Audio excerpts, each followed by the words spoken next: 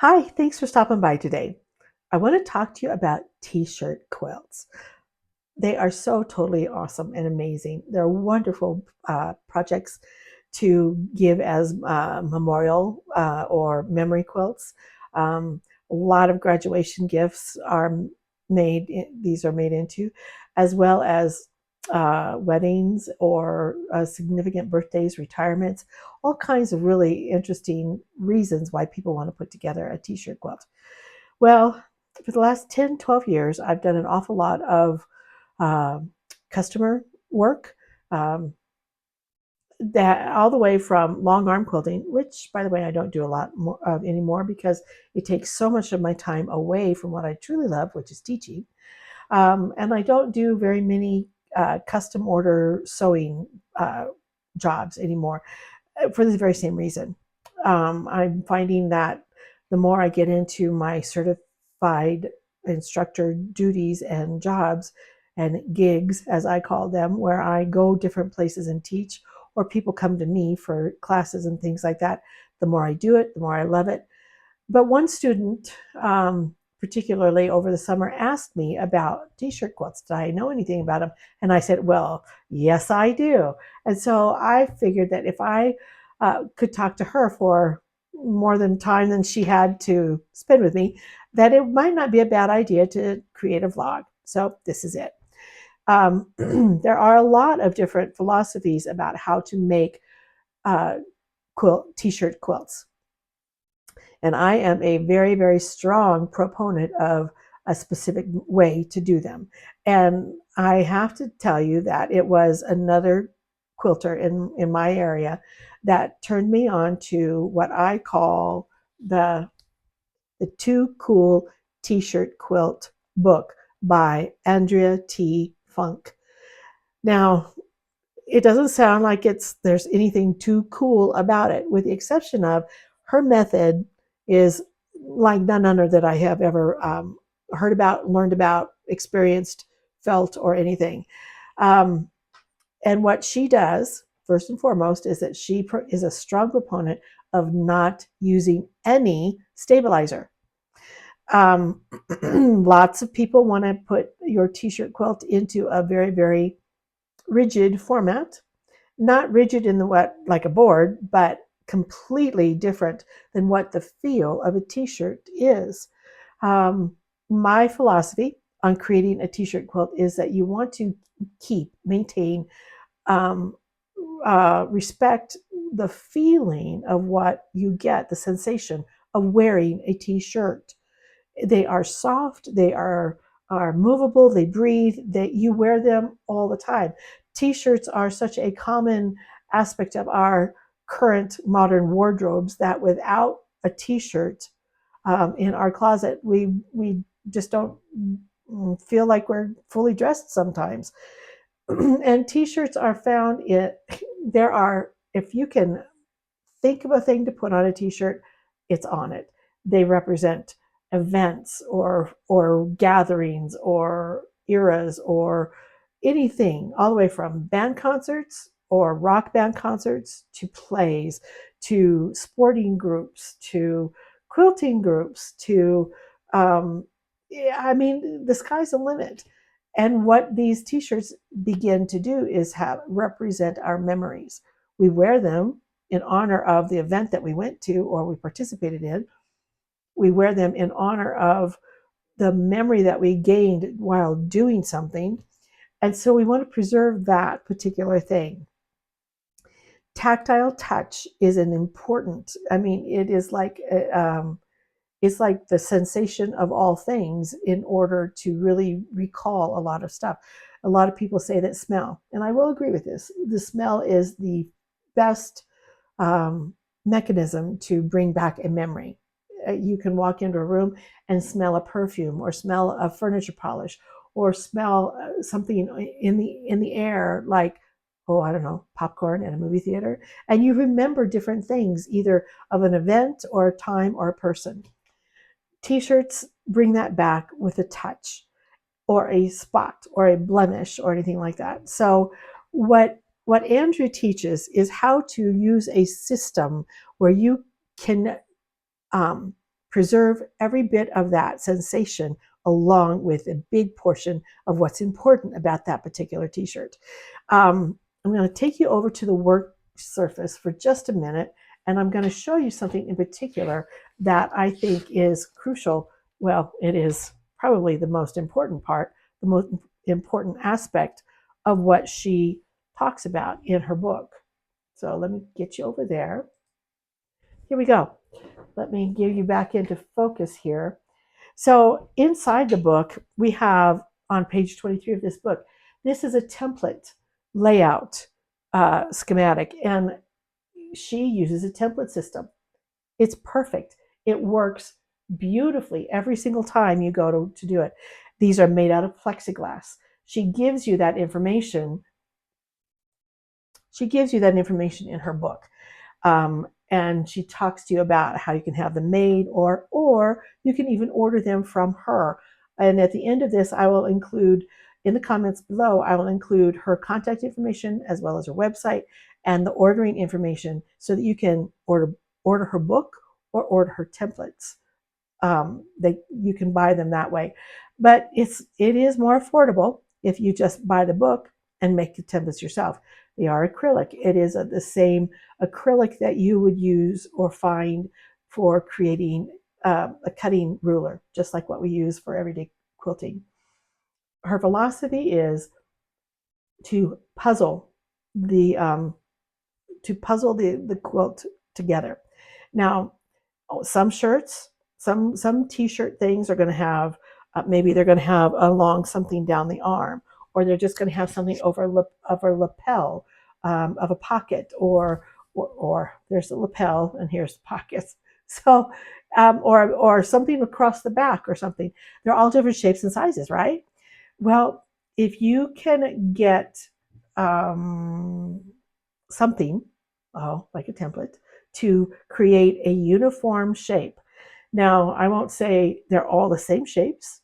I've seen a lot of t-shirt quilts where every single piece of the t-shirt quilt, every block, is literally the same size. And that's okay. There's nothing wrong with that, but I can promise you that that's not what I would like. This method literally uses templates, and they're all built on 4.5s. So, and it starts with a small one, a 4.5 by 4.5 inch square, all the way up to 16.5. So it goes by 4-inch increments, and you have a complete set of templates, 10 templates that you can use without any math, without any figuring, and you use those templates to cut out what you want to preserve out of that shirt. Everything else on that shirt is waste, but exactly what fits inside of that template is what you are preserving and adding into your memory t-shirt quilt. When I say puzzling, I mean exactly that. So I'm going to take you back to the work table, and I'm going to kind of give you a little bit of an idea of what I'm talking about. So here's the book again, and I've marked another place in the book. So further into the book, we start with her recommendation about how to go about beginning to puzzle the t-shirt together, the quilt together. You can see the different sizes of t-shirts. Blocks that are in here, 12 by 16 here and here, 16 by 16 here, and an opposite is close. Maybe she didn't have another 16 by 16, but it was a 16 by 12, and that's okay. It doesn't have to be identical, but close and balanced is good. Meaning balanced, meaning here to here or here and here, something like that to bring balance. But those would be the cornerstones of the entire piece. Then she goes on to show you about how to fill in some of the larger pieces. So you can see on this page where that's beginning to happen, and then over here on the next page where she's putting things in different configurations, different sizing, different ways to put it. Now, this is a 4.5 by 12.5, but it goes beautifully over here. And then you can see where there's small little squares, which would be a perfect place to put maybe a little embroidery or like a name or a date or something like that when this is blank. And this is a perfect place to maybe use another piece of the t-shirt. You don't have to add any other fabrics in here other than what the bodies of the t-shirts have. So you don't throw them away immediately. just once the project is finished. And then she also shows you some of the things to not do, as Maynard says, to not do. So the things that you don't want to do is to have four intersecting corners or even three intersecting corners. You want to move them around. You want to move the blocks around so that everything is puzzled together with not a lot of intersecting seams, because then that actually creates bulk. It becomes harder to long arm across, and it just detracts from it. The other thing you don't want to do is over here on the next page is you don't want to have really long single seams across here like this, because then it begins to look like it's in columns and it looks very chunky. So you break that up a bit. Um, that is some of the best information that I've ever come across about how to make a t-shirt quilt. Now there's a little bit of finesse in how you cut these. You want, of course, you'll be laying them down on a cutting table with a mat and use these templates to cut around. But the thing that is really important is to treat what you have just cut out gently, meaning don't wad it up, don't stretch it, just kind of slide it off onto the table and let it rest there until you're ready to start moving around. Now, I have a really great design wall in my classroom, but I don't build my t-shirt quilts on the design wall. And the biggest reason for that is that the weight of that particular block begins to distort. As soon as it's up and down like this, then the weight of that starts to pull on those cut edges. And then that whole piece starts to distort. And that's the thing that you really want to try to avoid. Since we're not using stabilizer to maintain the actual integrity and feel of a real t-shirt, you want to take more care in how you create this whole project. So being sensitive to how you handle your cut squares once you've done those is just literally gently lay them out flat and let them rest there and go through. I would really also suggest that one of the very best things I can tell you is don't worry about puzzling it together until you get all the t-shirts cut. Typically, what it takes is about 25 t-shirts. The bigger the t-shirts, the bigger the motif that you want to keep on that from that t-shirt, it might draw that line down, that number down, or the more pieces that are usable from that t-shirt, that also impacts how much you will need. Meaning, if you have a pocket or a collar or something on the back or something on the sleeve, if you have all of that off of one garment, my goodness, that is awesome. But if you only have one and you only have that on all of the t-shirts, you're going to need around 25 to 30 t-shirts. Now, if they're smaller, you're probably going to need more. That's just the way it is. And if they're larger, you may not need as many, but 25 is a good number to shoot for. And typically I can use 25, maybe 30 t-shirts, and I typically come out with like a full size, something that would fit on a full size quilt, or be big enough to wrap around a person very nicely so they can cuddle on the sofa with that. 25 is a good number. If you get more, then you can make it larger and make a bigger quilt, which is always a good thing. The other thing that I want to talk to you about is, what do I use? I don't use just t-shirts. When we have garments that we no longer wear, but we can't seem to part with because of what they mean to us, what we were doing in our lives at the time that we wore them, or the events that we went to that were once in a lifetime bucket list things, those garments that we don't wear anymore just take up closet space or dresser drawer space or whatever, but they take up room and we don't wear them anymore, but we can't bear to part with them. Well, if you can take a portion of that and a portion of another and a portion of another and create one thing that you just really love, then you begin to empty out some of that space that they're consuming and turn it into a usable product again. So I use t-shirts, obviously, and then I use sweatshirts.